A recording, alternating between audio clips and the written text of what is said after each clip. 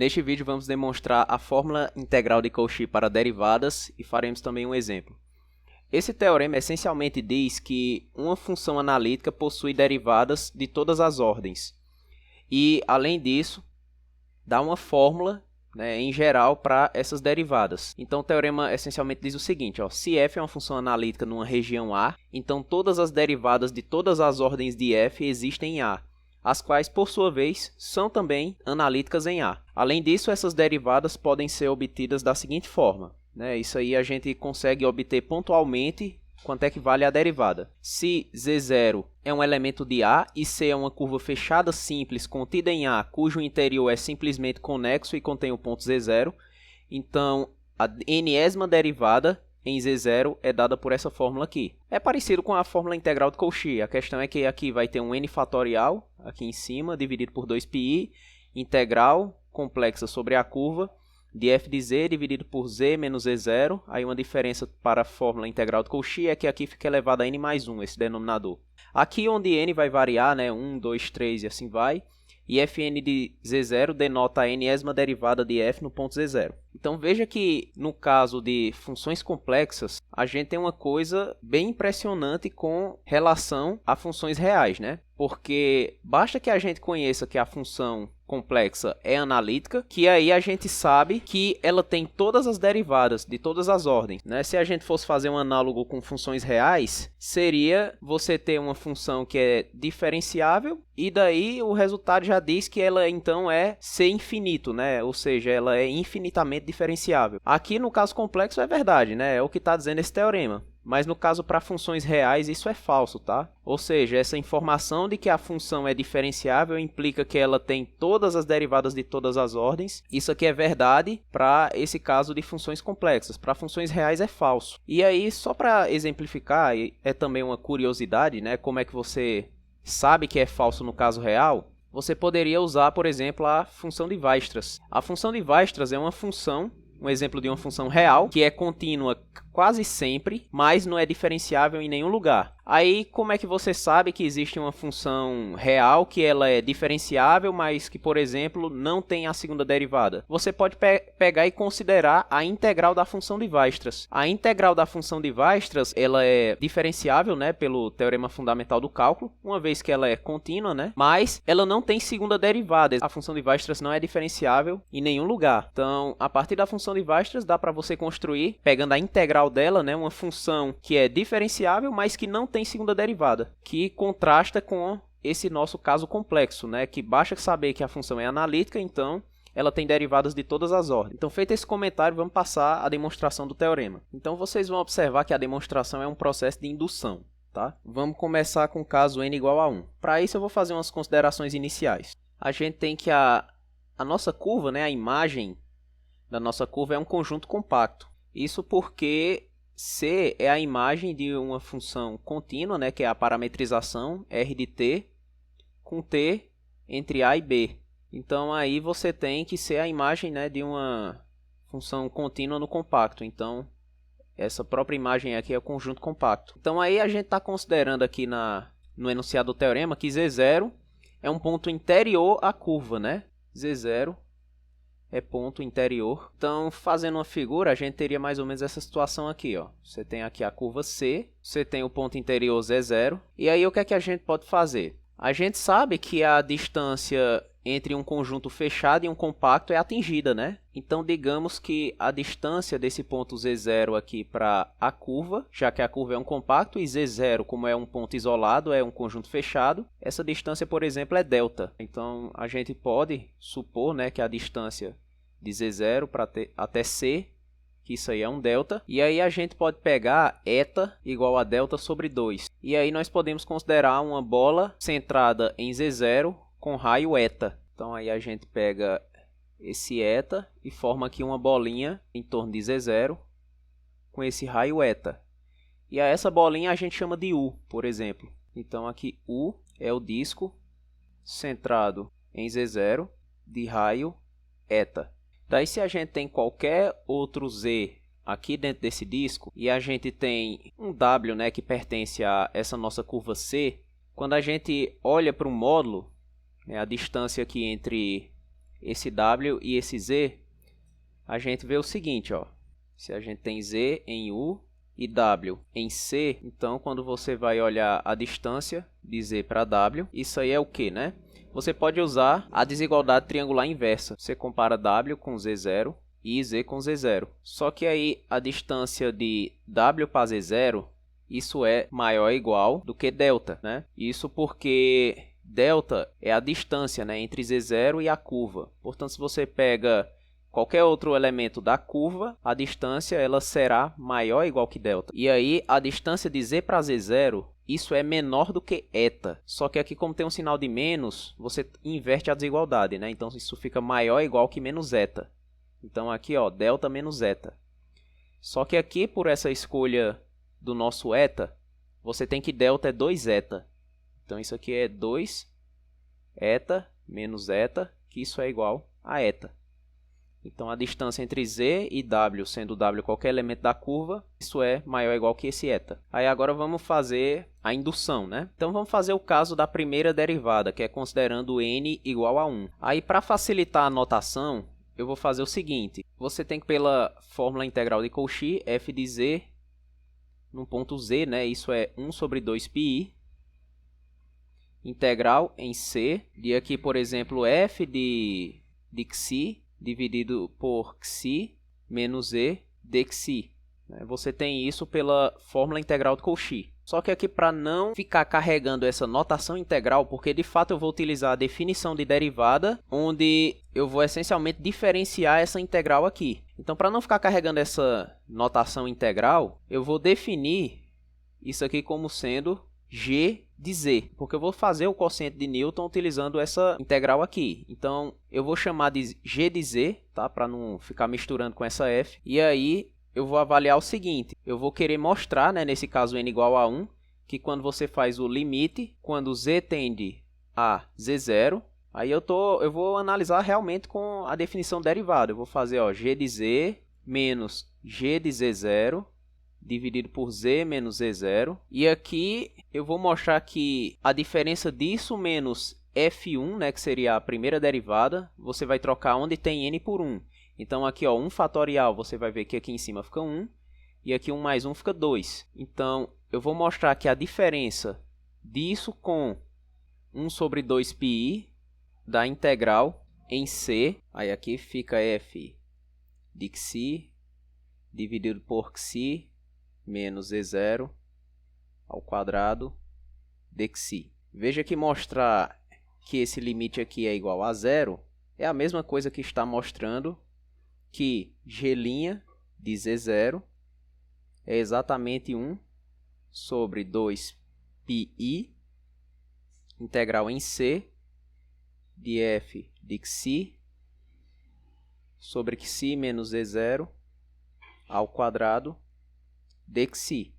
Essas duas coisas aqui são equivalentes. E aí, g' em z0 é exatamente, pela definição aqui, ó, que eu fiz, você está mostrando o caso n igual a 1 dessa forma, né, da fórmula integral de Cauchy. É exatamente f' de z0. É aqui o quadrado como está ali. Então, é isso aqui que nós vamos mostrar. Então, a primeira coisa que eu vou observar é como é que fica essa expressão que está aqui dentro desse colchete. Então, vamos aqui analisar como é que fica essa expressão dentro do colchete. g de z menos g de z0 dividido por z menos z0 menos 1 sobre 2πi integral sobre a curva de f de xi dividido por xi menos z0 ao quadrado de xi. Isso é a mesma coisa que o seguinte, ó. Primeiro você utiliza a expressão de g como integral, tá aqui no final.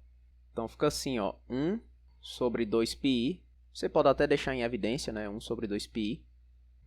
Aí bem aqui, ó, você fica com a integral em c de f de xi dividido por, como você tem g de z, fica xi menos z de xi. Tá? Nós estamos utilizando essa expressão aqui, ó. E aí, menos g de z0. Isso é a integral em c de f de xi dividido por xi menos z0 de xi. Aí esses dois aqui dividido por z menos z0. E aqui menos e aqui menos a última integral, né, que seria a integral em C de f de xi dividido por xi menos e0 ao quadrado. Fecha colchete. Aí agora você faz o seguinte, ó. Você vai pegar esse z menos e0, aí você vai pôr em evidência aqui na frente disso aqui e disso aqui, e você também pode pôr em evidência o f de xi. Ou seja, no geral isso fica assim, ó, 1 sobre 2πi. Aí você pode usar a linearidade da integral juntando uma só. Integral aqui em C. Você pode botar aqui, ó, f de xi, né, porque todos aqui em cima tem f de xi. Aí bem aqui, ó, você faz isso. 1 sobre z menos e0. Aí fica assim, ó, 1 sobre xi menos e menos 1 sobre xi menos z0, porque z menos z0 multiplica só esses aí, né? E aqui, ó, menos 1 sobre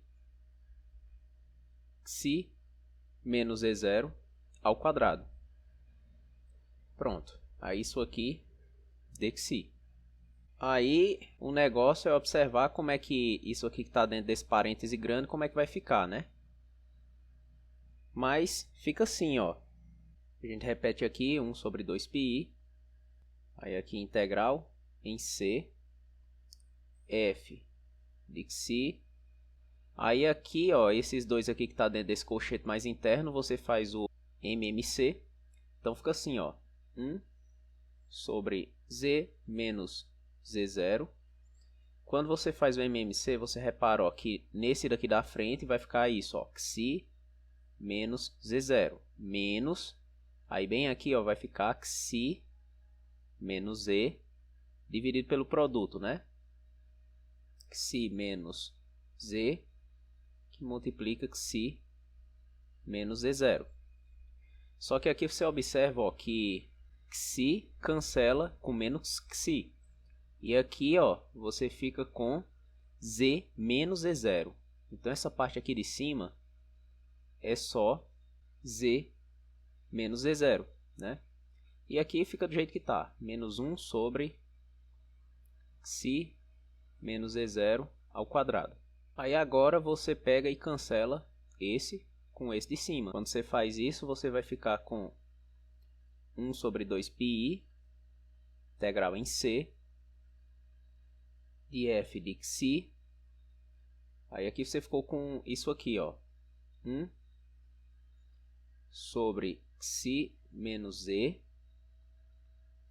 xi menos z0, menos 1 sobre xi menos e0 ao quadrado.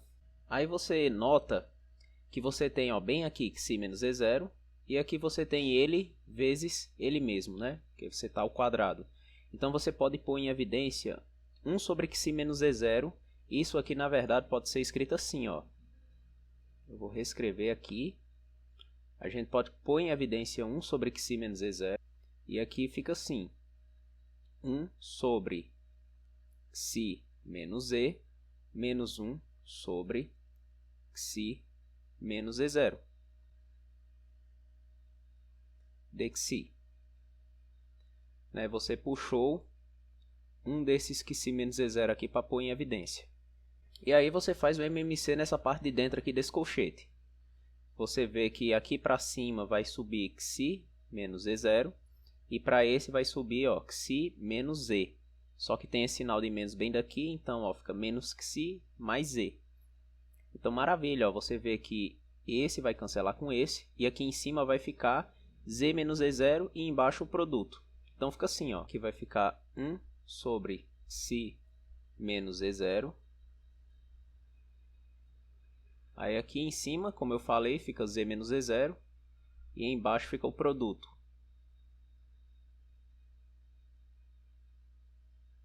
Xi menos e, xi menos e0. Z menos e0 é constante com respeito a xi, você pode, ó, jogar para fora da integral. Então, finalmente você chega nisso, ó, z menos z0 sobre 2πi integral em C de f de xi dividido por xi menos e0 ao quadrado, xi menos e de xi. Né? Isso porque aqui embaixo ó, você multiplicou esse por essa parte aqui que está embaixo. Pronto, então o que é que nós fizemos? Ó, nós mostramos que esse colchete aqui de dentro desse limite, isso é a mesma coisa que isso aqui. Então agora, o que é que nós queremos fazer? Nós queremos concluir que esse limite aqui de dentro do colchete, isso vai para zero. Né? Então agora eu vou argumentar o seguinte. Lembra que eu comecei construindo uma vizinhançazinha do ponto Z0? Eu vou utilizar isso agora. Seja U, como no começo da prova. Né? U é o disco né, centrado em Z0 de raio eta. Seja U dessa forma e seja M igual ao máximo do módulo da nossa função f. Isso aqui com Z lá na curva. Esse M aqui, que é esse máximo, isso é atingido porque a gente sabe que a nossa f é analítica, né? Então ela é contínua. E a gente sabe que C é compacto. Então esse módulo aí atinge máximo. Também a gente vê o seguinte, ó, o que eu estou buscando fazer é estudar uma limitação para essa estimativa aqui integral que a gente conseguiu, lá daquele colchete. Então eu também vou estudar quanto é que é isso aqui, ó, o módulo de xi menos e0 elevado a 2 e aqui xi menos e.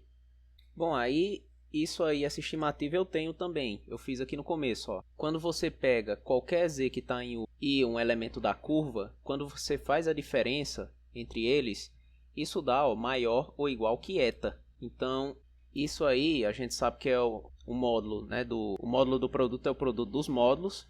Então fica xi menos z0 ao quadrado e aqui xi menos e.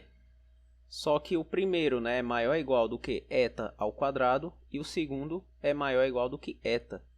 Então isso é maior ou igual do que eta elevado a 3. Então, o que é que você faz? Né? Para verificar que aquele limite ali vai para zero, né, esse daqui, eu olho o módulo.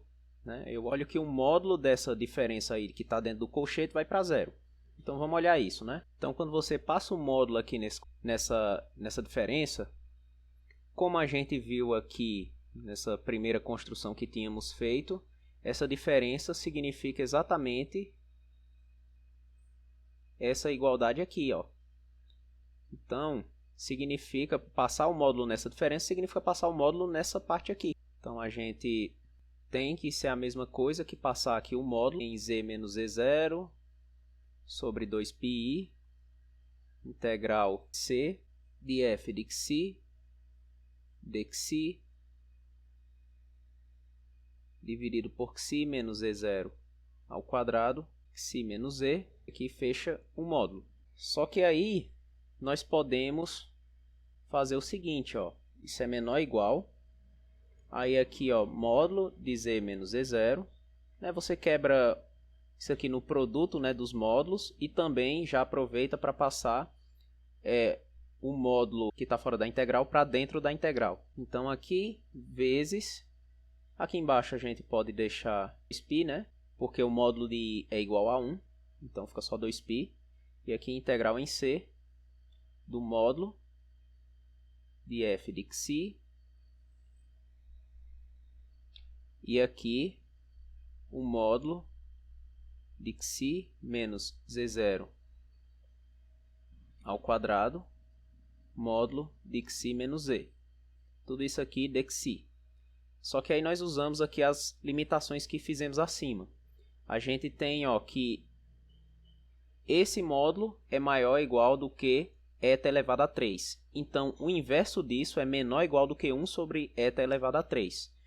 Então, ó, a gente fica com isso menor ou igual, módulo de z menos e0, dividido por 2π. Aí, esse denominador a gente limita por 1 sobre eta elevado a 3. Aí a gente tem como limitar f também, né? Porque a gente sabe que f, quando restrita a curva, isso é menor ou igual do que m, né? Porque m é o máximo de f na curva. Então, aqui a gente também limita f por m. Aí você ficou apenas ó, com a integral em c de xi. Só que essa integral, isso é exatamente o comprimento da curva. Então eu denoto isso aqui, ó, como L de C, onde isso aqui significa o comprimento da curva. E aí, o que é que eu estou querendo fazer? Lembra que eu estou querendo calcular esse limite, ó. Limite quando z vai para z0. Então aqui nessa expressão, quando você chega bem aqui no finalzinho, o que é que você faz? Você faz z tender para z0. Quando você faz z tender para z0, você observa que esse módulo aqui, ele vai para zero. Enquanto que todo o resto aqui, ó, tudo isso aqui, é uma constante. Então, realmente, ó, isso aqui tudo vai para zero. Isso quando z for para z0. Então, como isso aí vai para zero, né? Significa que esse módulo aqui vai para zero, o que significa que realmente esse limite aqui é igual a zero. Isso significa que g' de z0 é igual a essa integral aqui, né, onde aparece esse quadrado. Então, isso completa o caso da demonstração dessa fórmula quando n é igual a 1. No caso n é igual a 1, tá? Ok. Aí agora vamos fazer a hipótese de indução. No caso, supõe a igualdade verdade para k igual a 1 até chegar em n-1. Vamos mostrar que ela é verdadeira para k igual a n. Aí nesse caso é parecido com caso igual a 1, né? A gente quer observar para onde é que converge esse quociente aqui, ó, gn-1 de z menos gn-1 de z0 sobre z menos z0. A gente quer mostrar que isso aí converge para fn de z0, onde fn de z0 é exatamente isso aqui, né? Então é isso aqui o que nós queremos fazer.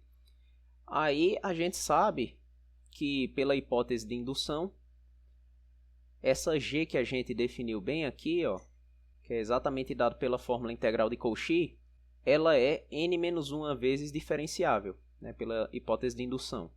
Então nós sabemos que gn-1 de z, isso é n-1 fatorial dividido por 2πi integral sobre a curva de f de xi dxi dividido por xi menos z elevado a n. Isso aqui pela hipótese de indução do caso n-1. Aí, para começar a estudar esse quociente aqui, primeiro eu vou utilizar uma identidade que é a seguinte, tá? Essa identidade aqui, ela vale para todo z0 que não está na curva, né? Porque esse elemento xi, né, é um elemento que está na curva. Então não tem perigo disso aqui zerar. E aí você pode verificar, tá? Você faz apenas um MMC aqui nesse lado direito e aí você vê que chega no esquerdo. Então, utilizando essa identidade, a gente olha quem é a diferença. Gn-1 de z menos gn-1 de z0. Isso aí utilizando a definição de Gn aqui de cima, ó, você fica com o quê? Você fica com n-1 fatorial dividido por 2πi. No gn-1 de z0 também vai aparecer esse n-1 fatorial sobre 2πi. Então você já pode colocar em evidência, né? Você pode também utilizar a linearidade da integral e já colocar no integral só. Aí você fica com isso aqui, ó, f de xi dividido por xi menos z elevado a n. E no caso de gn-1 de z0, você fica com menos f de xi dividido por xi menos z0 elevado a n. Aí bem aqui, ó, nessa razão aqui, 1 sobre isso aqui, você vai utilizar a identidade, tá? Você vai usar bem aqui. Então isso aí vai ficar assim, ó, n-1 fatorial sobre 2πi. Aí como vão ficar 3 membros, né, eu vou colocar 2 aqui dentro do colchete, que é o seguinte, ó, integral em c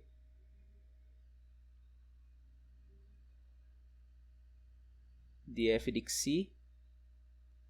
Aí a primeira parte aqui, ó, da identidade. Então aqui fica dividido por xi menos e elevado a n menos 1, xi menos e0. Aí aqui dxi. Aí eu vou separar essa integral aqui em duas e essa daqui eu também vou botar dentro do colchete. Então aqui, ó, fica f de xi sobre xi menos e0 elevado a n dxi. Isso aqui, ó, integral em c. E aí sobrou a parte que é referente a esse pedacinho aqui da identidade, né? Então isso aqui eu vou colocar embaixo, ó, mais n menos 1 e fora do colchete, né? Por isso que vai aparecer n menos 1 fatorial sobre 2. Aí veja que no numerador tem um z menos e0, né? Eu posso colocar fora porque a integral é em xi. Então z menos e0 integral em c de f de xi. Aí eu olho aqui quem é o denominador. É xi menos e elevado a n, xi menos e0. Então isso aqui dividido por xi menos e elevado a n, xi menos e0. Aí dessa equação aqui, ó, eu escrevi agora, a gente pode concluir que Gn-1 é contínua. Como é que a gente pode fazer isso? Ó? A ideia é aplicar a hipótese de indução, só que para essa função aqui, ó, para essa nova função aqui, ó, que a gente denota como psi de xi igual a f de xi dividido por xi menos e0. Então, pela hipótese de indução para essa função aqui, a gente vê, ó, que a derivada de ordem n-1 dela, vamos colocar aqui em z, né? Ó, eu estou utilizando a hipótese de indução, ou seja, eu estou utilizando essa fórmula aqui, só que eu estou utilizando para minha função f de xi sobre xi menos e0. Então, aí, pela hipótese de indução, a gente tem que ela é n-1 fatorial sobre 2πi integral de f de xi dividido por xi menos e0. Aí aqui, ó, dividido por xi menos e elevado a n menos 1 dxi. É só vir aqui na hipótese de indução e ao invés dessa f, você coloca f sobre xi menos e0. Por isso que fica desse jeito, né? Isso aqui é integral na curva. Então, aí você vê, ó, que isso dá n menos 1 sobre 2πi integral em c de f de xi dividido por xi menos e elevado a n menos 1 xi menos e0 dxi. Por hipótese de indução, né, a gente está supondo o teorema verdadeiro para k até n menos 1. Então, a gente tem que essa derivada aqui ela é analítica, né, pela hipótese de indução para essa função aqui. Então, consequentemente, essa integral aqui é analítica, é uma função analítica, né, olhando como função de z, portanto, é contínua em z. Lembrando como é que a gente obteve isso aqui, ó. Essa derivada aqui ela é analítica pela hipótese de indução. Consequentemente, essa integral é analítica, portanto, é contínua em z. Mas aí, como ela é contínua em z, então a gente tem o seguinte, ó. A gente pode passar o limite, né, quando z tende a z0. Portanto, essa integral aí, ó, de f de xi dividido por xi menos e elevado a n menos 1, xi menos e0 dxi, isso aí converge quando z tende para z0 para isso aqui, ó, integral em c de f de xi, xi menos z0 elevado a n dxi. Né? Essencialmente você enxerga aqui que como você fez z tender para z0, isso aqui tendeu, né, para xi menos z0 elevado a n menos 1, aí você junta com esse daqui, por isso que fica com essa potência n aqui embaixo. Beleza, então nós temos isso, tá? Resultado da continuidade dessa integral.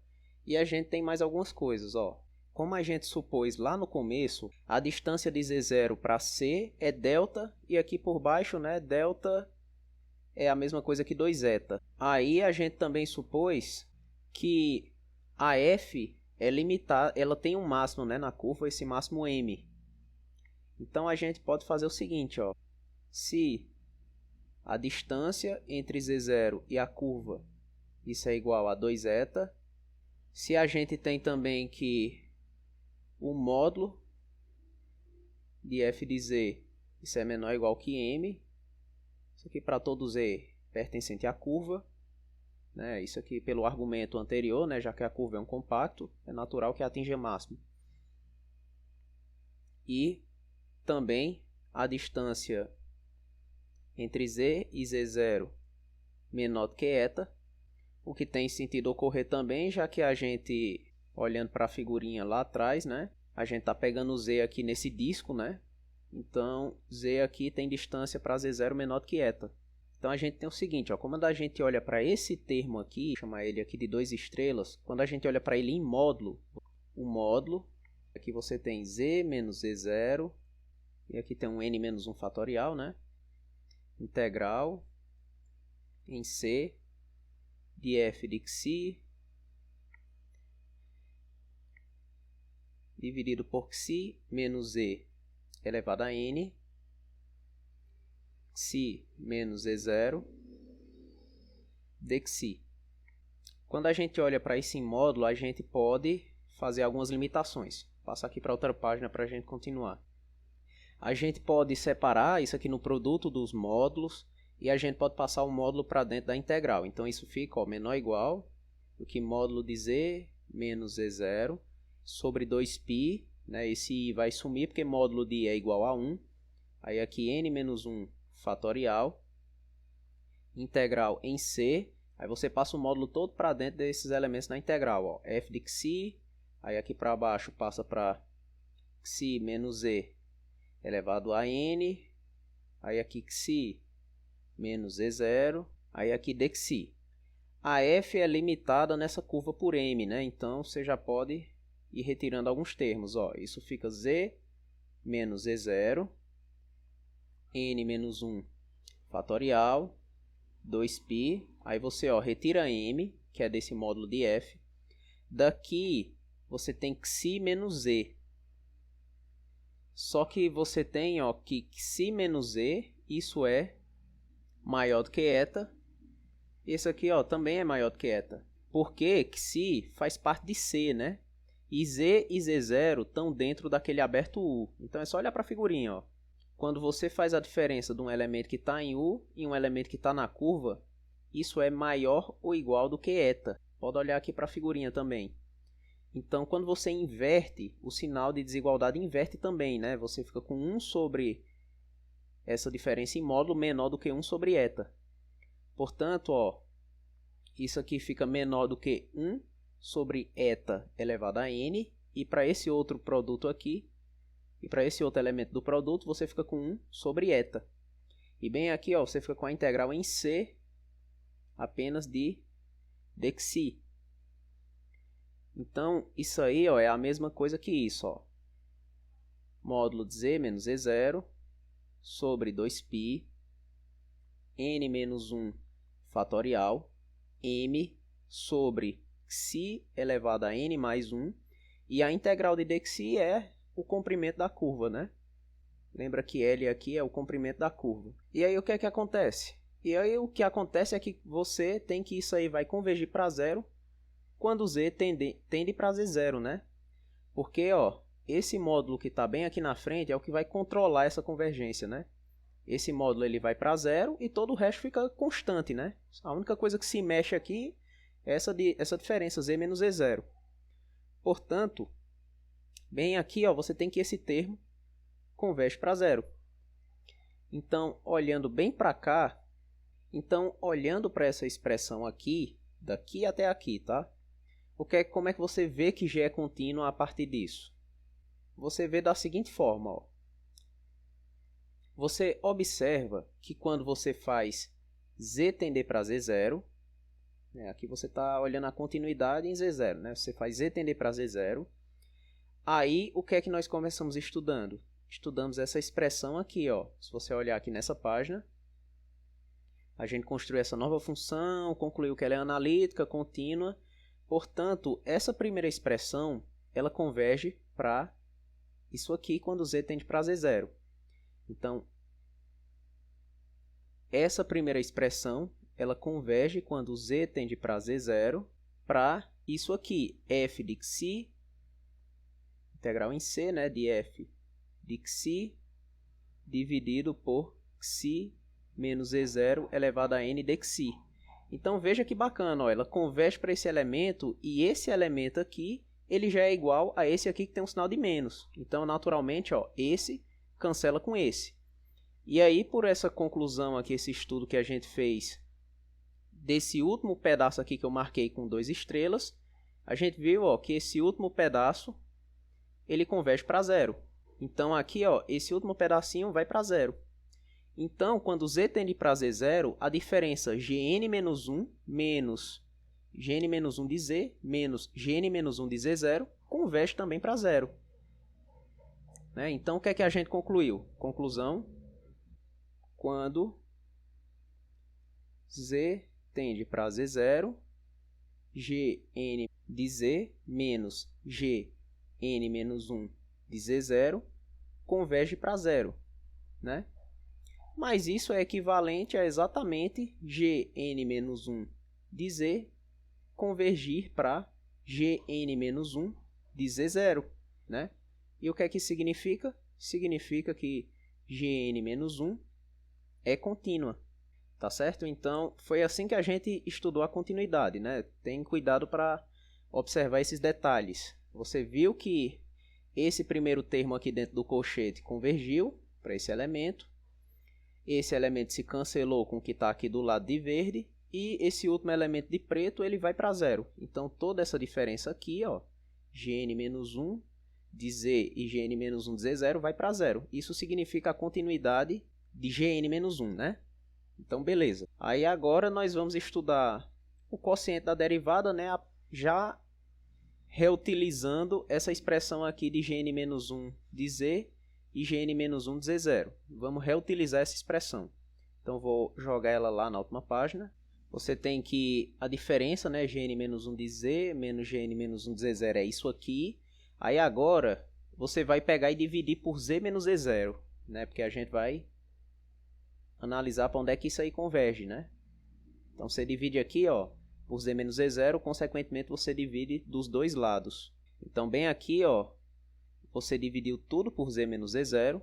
Então, bem aqui acompanhando esse 2π, eu vou colocar z menos z0. E bem aqui, ó, também você divide por z menos z0. Quando você divide, você corta com esse daqui que a gente pode... Eu vou deixar assim só para lembrar que foi feito isso, tá? Que foi cancelado. Agora, para a gente finalizar, vamos fazer assim, ó. Vamos resolver separadamente. Primeiro essa parte aqui que eu estou marcando. Vou chamar isso aqui de um asteriscozinho. E depois a gente resolve a outra.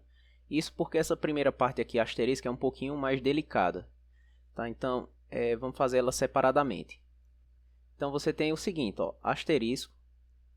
Isso aqui é igual a n-1 fatorial sobre 2πi. Aí eu vou fazer assim. Eu vou colocar z menos z0 para dentro e vou fazer um truquezinho. Ó, você bota z menos z0. Aí aqui nessas integrais que ficam dentro, eu vou escrever ela assim, cada uma delas assim, ó. Integral em c. Aí aqui eu vou colocar f de xi dividido por xi menos z0. Aí aqui, ó, vou fechar um colchetezinho para isso. E aqui dividido pelo outro termo que acompanha, xi menos z elevado a n menos 1. Aí na outra, coloca aqui dxi. Na outra, faz o mesmo truque. Integral aqui em c. Aí aqui você coloca f de xi dividido por xi menos z0. E aí o que sobra, né? Como aqui está elevado a n, o que sobra é a potência n menos 1. Então, ó, isso aqui dividido por xi menos z0 elevado a n menos 1. E aqui dxi. Aí, o que é que você vai fazer agora?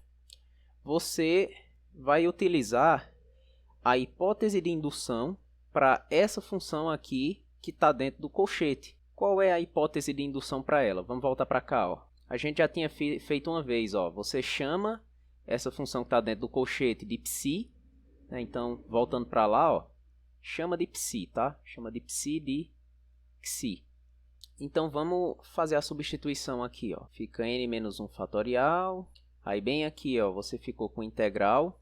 Aí, aqui, ó, você ficou com psi de xi dividido por xi menos e elevado a n-1 de xi. E aqui, ó, menos a integral de psi de xi dividido por xi menos e0 elevado a n-1 de xi, que tudo ainda está dividido por z menos e0. Aí o que é que você vai fazer? Você vai utilizar a hipótese de indução para essa função psi, porque essa função psi ela é analítica, né? Como a gente viu aqui nessa parte. Ó. A funçãozinha aqui a gente viu que é analítica, né? Porque é a divisão de funções analíticas para xi diferente de z0, já que xi está na curva, né? Então ela não é z0. Aqui só eu vou aproveitar para consertar uma coisa, tá? A gente está utilizando a hipótese de indução que a gente sabe que vale até n-1. Então, esse expoente aqui ele é n-1. Significa que o daqui de cima é n-2 e o que vem aqui no fatorial também é n-2. Então, eu aproveito para consertar, tá, essa parte aqui. Isso aqui, na verdade, ó, é n-2.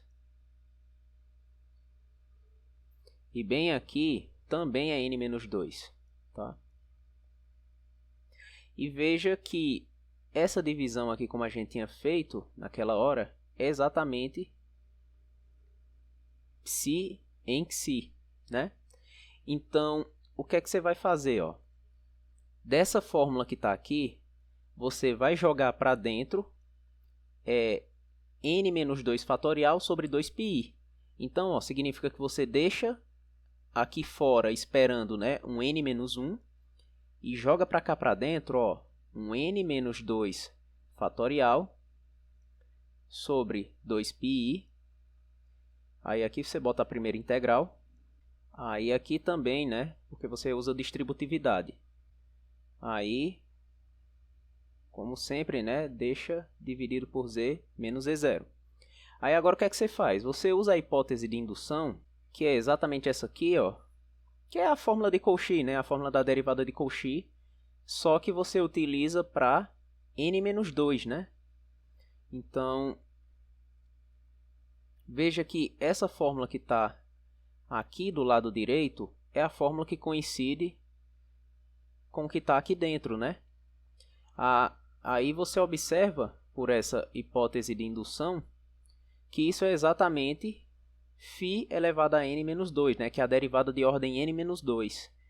Então, ó, isso aqui é exatamente n-1.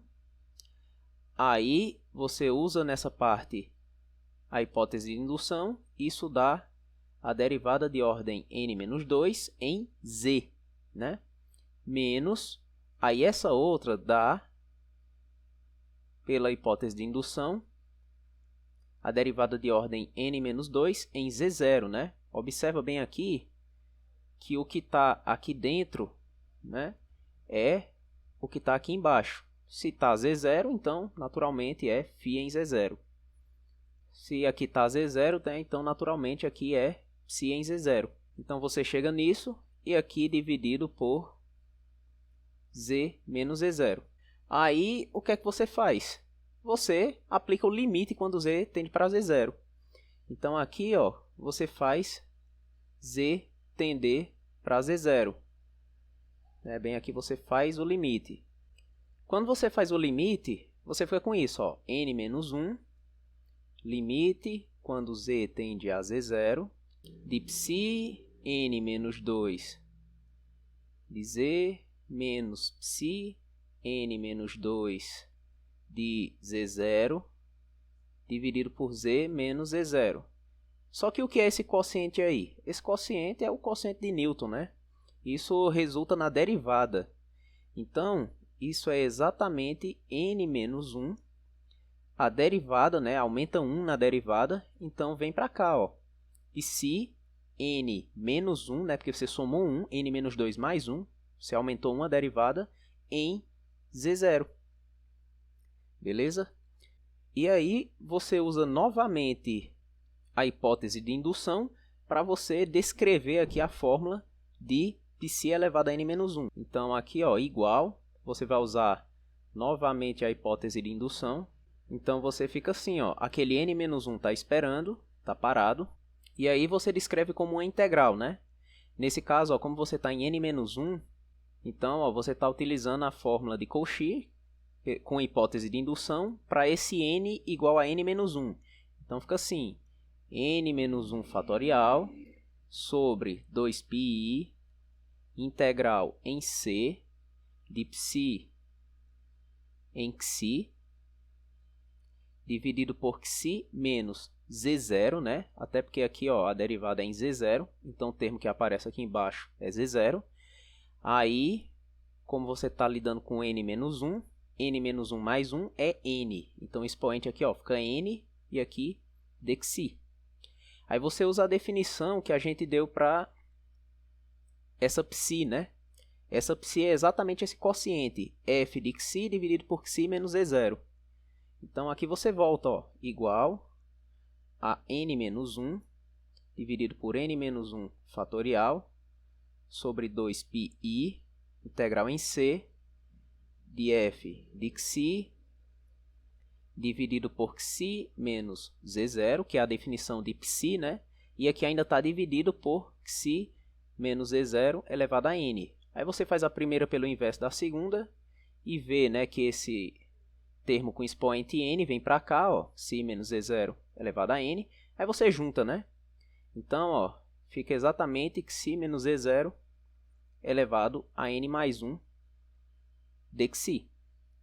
Pronto, show de bola. Você já mostrou para onde é que essa parte asterisco converge quando você faz z tender para z0. Agora só falta essa partezinha aqui de preto, né? Para onde é que será que essa partezinha de preto vai? Vamos chamar de 2 asterisco. Então, trazendo para cá a parte de preto, né? Isso aqui, ó, termina aquela parte primeiro asterisco. Agora vamos para 2 asterisco, que é n menos 1 fatorial sobre 2πi integral em c.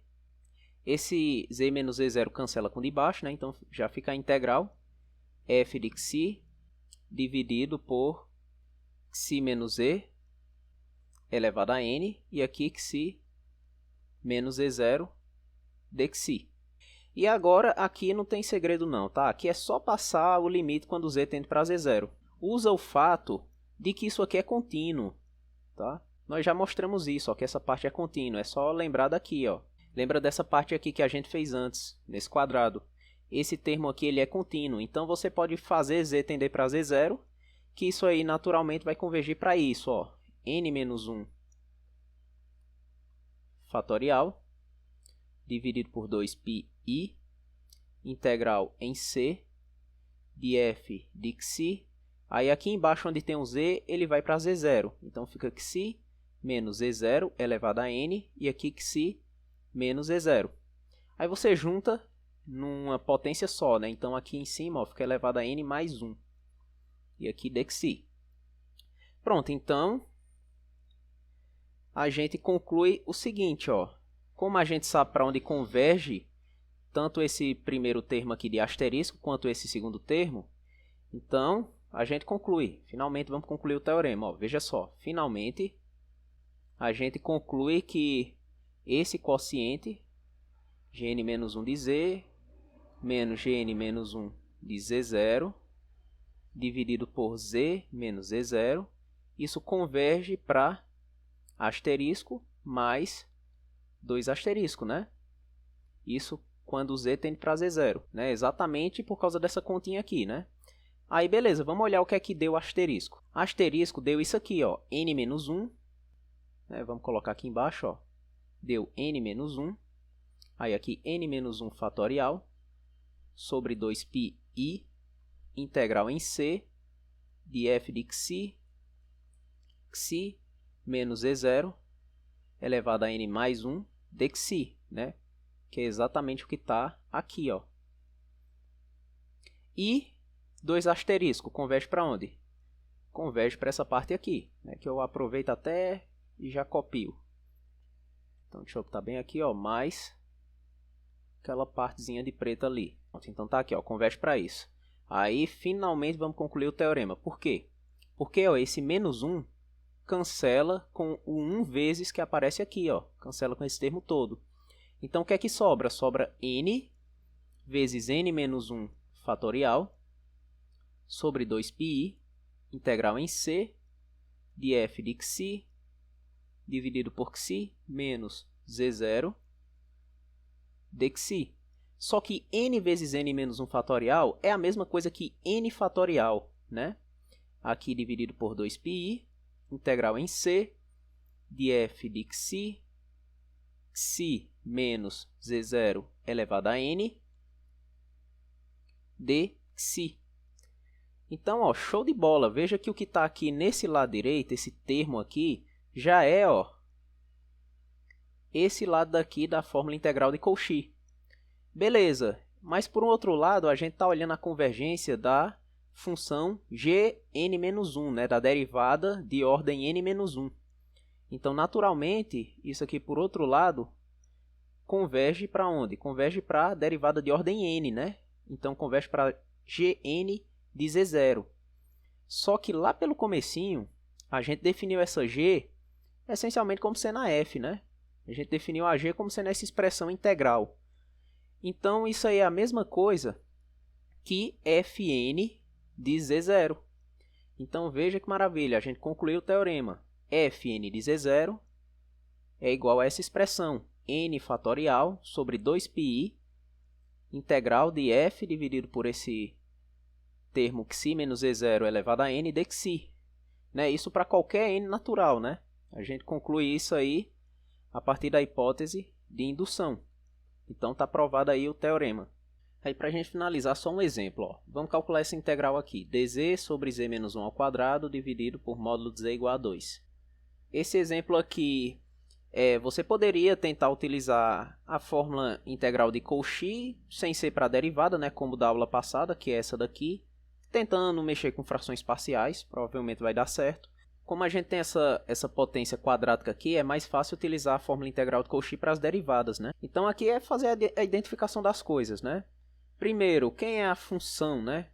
A fórmula integral para a derivada é essa daqui, ó. Você tem uma função aqui em cima que acompanha o dz. Nesse caso, você tem apenas o número 1, né?